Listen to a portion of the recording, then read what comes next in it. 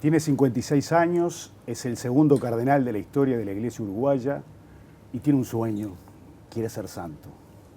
Bienvenido a la redacción del País, monseñor. Bueno, muchas gracias por la invitación. Gracias. Pide alto, ¿no? Querer ser santo. Bueno, pero ese es el ideal de todo cristiano, y de hecho San Pablo escribía a los santos en esa comunidad y eran los cristianos, pecadores, pero con esa meta que es la de toda vida cristiana. ¿Cómo definiría la relación de los uruguayos con Dios? ¡Wow!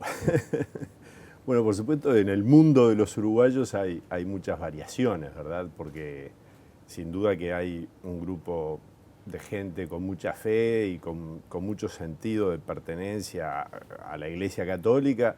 Después están aquellos otros que pertenecen a diversas iglesias cristianas o el mundo judío, ¿verdad? Y después sí hay una gran indiferencia religiosa en muchos de nuestros compatriotas. Se dice que en el Uruguay es el mayor porcentaje en América Latina de creyentes sin religión. O sea que se cree en algo, como muchos uruguayos dicen, pero no se cree así en Dios y no hay una relación personal con Dios, y esto es un lugar importante en el porcentaje de nuestra gente. ¿En qué se siente identificado con el Papa Francisco? Al nombrarlo el Papa seguramente va marcado qué modelo de iglesia quiere, qué imagen de iglesia quiere. El Papa Francisco con su personalidad.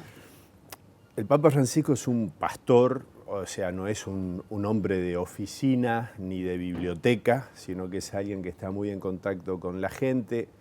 Es un hombre también que apunta a la sencillez evangélica. El hecho de elegir el nombre de Francisco en recuerdo de San Francisco de Asís así lo señala. Es decir, el Papa tiene un modelo que es alguien que por su sencillez, su simplicidad, su alegría, pudo acercarse a Jesús y reflejar a Jesús de un modo muy particular como fue Francisco de Asís. Bueno, yo trato o me siento identificado también con ese querer vivir según el Evangelio del modo más transparente posible y tratar de vivir también esa alegría en el servicio al Señor y también con ese corazón universal que quiere a todos, pero que tiene una preferencia por los más humildes, por los más pobres. ¿Y qué ha hablado con él? Con Francisco yo he tenido encuentros breves, salvo una entrevista el año pasado, después de ser arzobispo, que estuve media hora en diálogo personal en el escritorio.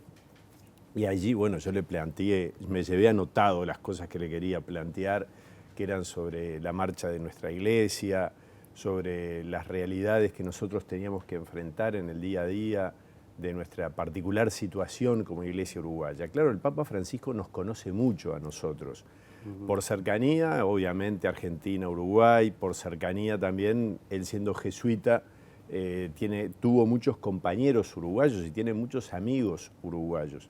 Y creo que eso también facilita que el Papa nos conozca. Y entonces yo le hablaba a alguien que enseguida captaba lo que yo le podía transmitir. ¿Y pensó que iba a vivir para ver un Papa de la América Latina y en particular argentino? Bueno, yo creo que sí. Yo creo que era importante que hubiera un cambio en el sentido... Ya con Juan Pablo II se dio un cambio trascendente porque hubo casi 500 años de papas italianos. Entonces el elegir un papa polaco, venido del este, recordemos que era el momento todavía en que estaba la cortina de hierro, como se decía, bueno, eso fue un paso muy valiente. Después un papa alemán, y bueno, yo creo que un papa latinoamericano, no digo que se imponía, pero que era una posibilidad cierta, bueno, se dio y creo que es positivo también para los europeos mismos porque les hace descubrir esa universalidad que es propia de la Iglesia Católica. ¿Está bien que la Iglesia opine de política? Claro que sí, siempre y cuando no opine de cuestiones político-partidarias. Está bien. Es decir, yo creo que la Iglesia no tiene que meterse en el mundillo de lo político-partidario, pero en el sentido de la polis, de lo que pasa en la sociedad, sí, por supuesto. ¿Ya ha tenido problemas por eso? ¿Por esa definición? Bueno, problemas no, pero obviamente cuando uno dice algo que está de acuerdo con la postura de algunos, esos lo aplauden y los otros le dan palo. Pero eso es parte también del riesgo de meterse a opinar.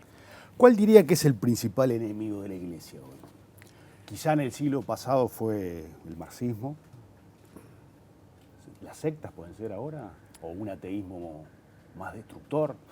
Yo creo que hay un enemigo externo de algún modo que es esa especie de indiferencia religiosa. A mí me gustó un libro de Vargas Llosa, que no es que me guste mucho todo lo que dice Vargas Llosa, pero me gustó un libro que se llama La civilización del espectáculo, ¿no?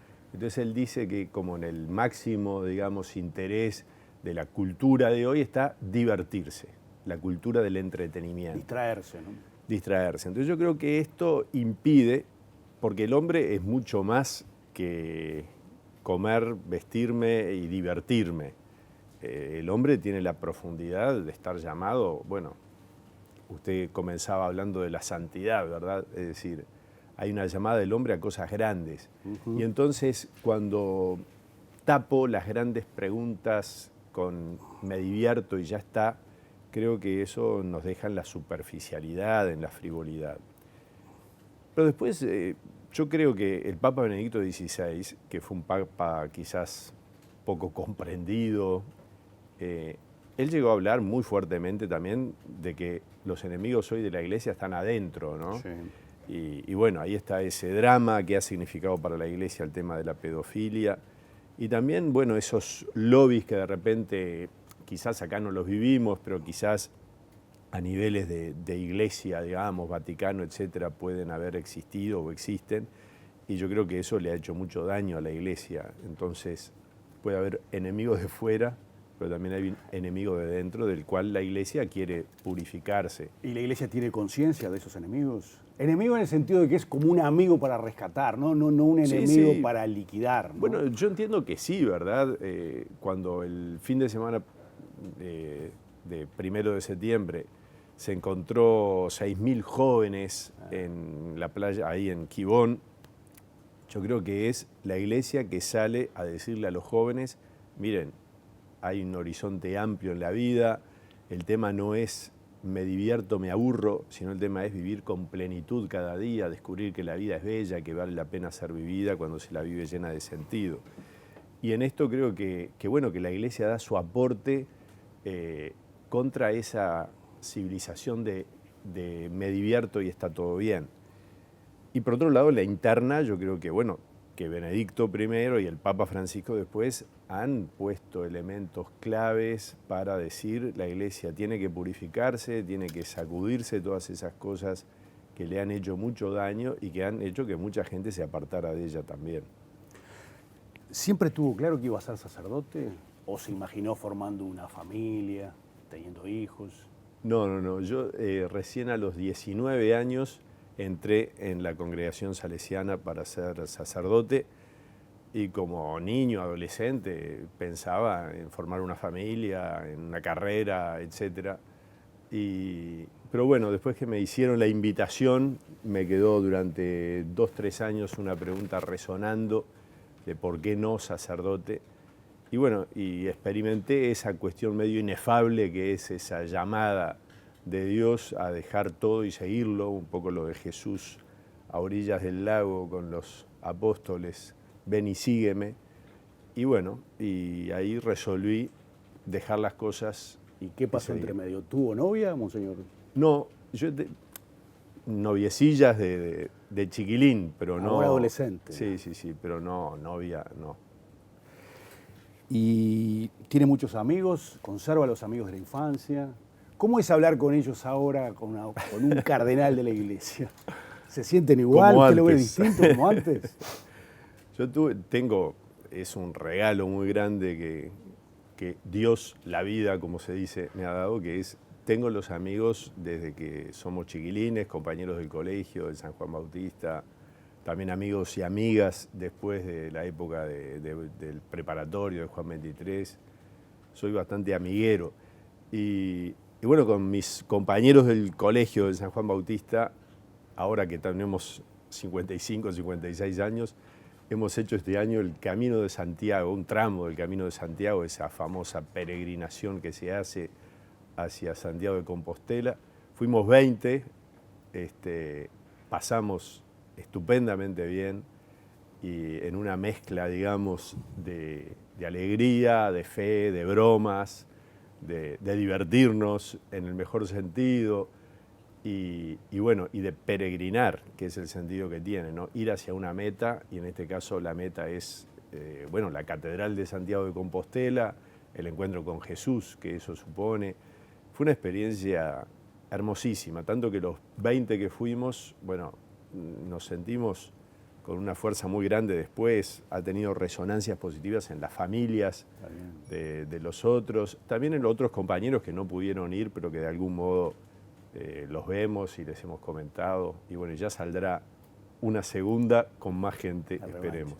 ¿A quién le confiesa sus pecados, monseñor? Bueno, yo tengo un confesor. ¿Quién es? Es el padre Mario Piaggio, que es un salesiano ya mayor, que ahora ha estado enfermo, entonces en algunos momentos me confieso con otro sacerdote. ¿Cómo ve el modelo educativo del Uruguay? Bueno, en el Uruguay en materia de educación ha habido cosas positivas. A veces, obviamente, la realidad hace que veamos lo negativo, lo crítico. Nosotros pensemos que hay toda una gama de atención a niños chicos que antes no se daba. La obligatoriedad para la atención de niños de 4 y 5, el querer llegar a los niños de 3 años. Después lo que ha sido el plan CAIF, eso ha sido una cosa estupenda. La Iglesia tiene muchas, a través de ONG, muchas obras en convenio con INAU. Eso es otra realidad sumamente positiva de lo educativo en Uruguay, que es como a través del INAU muchas ONG privadas, bueno, lo dice su nombre, trabajan y justamente en lugares muy vulnerables. Después uno piensa también, bueno, lo que han sido las escuelas de tiempo completo, de tiempo extendido, son cosas muy positivas. Pero también hay dramas, ¿no? El tema de los adolescentes, y sobre todo adolescentes de barrios vulnerables, que desertan del sistema educativo. No me acuerdo ahora la cifra, pero salió una cifra de los chicos ni estudian ni trabajan, una cifra que era muy grande y que a uno le llama la atención y le duele. Y después uno piensa cómo en educación podríamos, en la educación formal, porque en la educación no formal hay un ida y vuelta con el Estado muy grande y que ha sido para mí fundamental, cómo también en la educación formal se podría trabajar más y mejor. ¿El celibato es un tema a debatir en la Iglesia? Yo creo que les preocupa más a los que no lo vivimos que a los de fuera que a los de adentro. Puede ser. Es que parece como el gran escándalo de la cultura moderna. Bueno, claro, lo es, ¿no? Yo creo que es una ruptura, ¿no? El celibato eclesiástico tiene como dos puntas. Uno es el que viven los sacerdotes, digamos así, del clero secular, en la Iglesia latina. No quiero entrar a complicarla, pero que es esa, que está unido el sacerdocio, o sea, la Iglesia de rito latino se ordena de sacerdotes a hombres que hacen la promesa del celibato. Después está la vida de los religiosos que hacen los 3 votos clásicos de castidad, pobreza y obediencia. Bueno, cualquiera de esos votos hoy van contra la corriente. Hoy y ayer y anteayer, es decir, el hecho mismo de que Jesús y los apóstoles, bueno, optaran por una vida célibe, bueno, ya en su época tiene que haber sido muy llamativo. O sea que es un llamador, pero un llamador a que el amor de Dios puede llenar el corazón de una persona y que dedicar la vida a Dios y a los demás realmente es una vocación que vale la pena ser vivida. Después, bueno, yo creo que no es un absoluto el tema del celibato eclesiástico, como se sabe, es una ley eclesiástica, o sea, podría darse que en la Iglesia hubiera hombres casados, ordenados sacerdotes, como de hecho, después del Concilio Vaticano II, la Iglesia de rito latino abrió nuevamente la ordenación de diáconos a hombres casados. Entonces acá en Montevideo hay como 40 diáconos que son hombres casados, ordenados diáconos, que uno después dice, para explicarlo muy sencillamente, bueno, son los que pueden bautizar y casar. pero que bueno, su misión está más allá de eso, ¿verdad? ¿Ha sufrido la inseguridad pública? ¿Lo han asaltado alguna vez? Bueno, a mí me asaltaron cuando yo era niño, o sea que hace mucho tiempo. Una vez una bandita de chiquilines, pero No, le salí pregunto corriendo, por la no pasó situación nada. de ahora. No, y la situación de ahora lo he vivido no personalmente, sí en ¿Algún las familiar? casas. ¿O alguna casa? Ah, sí, sí.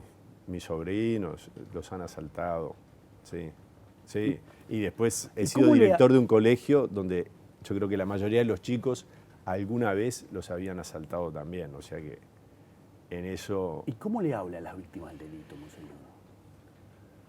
Bueno, hay delitos y delitos, ¿verdad? Porque una cosa ejemplo, a es gente que lo ha perdido que te asalten, te saquen algo, y otra cosa es cuando hay violencia o cuando hay una muerte, ¿verdad? Bueno, es una situación trágica del Uruguay de hoy y ante todo yo creo que a la gente que ha sufrido, sea lo que sea, siempre más que decirle cosas hay que escucharla, acompañarla, atenderla, intentar comprenderla, pero también, bueno, intentar que el sentido lógico de justicia, que es un sentido lógico y que la sociedad tiene que procurarlo, que haya justicia, bueno, no se tiña de venganza, que es un sentimiento que surge del corazón humano, pero que obviamente no lleva a nada bueno. ¿Y ve indicios de venganza en la sociedad uruguaya por la violencia? Bueno, yo creo que es natural que un hombre, una persona que se sienta agredida, tenga ese deseo de venganza. Otra cosa sea que se da. Yo creo que entre nosotros, gracias a Dios, se han dado pocos episodios de justicia con mano propia, digamos así. Pero hay gente, obviamente, que está muy enojada. Creo que todavía hay, con todo lo relativo que puede ser una apreciación así general, bueno, una confianza en que la justicia actúa, en que la policía está, etc. El asunto para la Iglesia es que el perdón no tiene límites. ¿Cómo manejarlo, no? Sí, es cierto, pero la Iglesia, que yo creo que tiene bastante cultura del perdón, ¿verdad? Yo creo que el perdón supone un proceso, es decir, uno puede decirle a otro yo te perdono, pero interiormente uno muchas veces descubre que quedan ciertos rencores adentro que está llamado a purificar. Entonces el tema es cómo acompañar a quienes han sufrido algo fuertemente de parte de otro a hacer un proceso que lleve a perdonar. Esto se ve también a nivel de las familias, ¿verdad?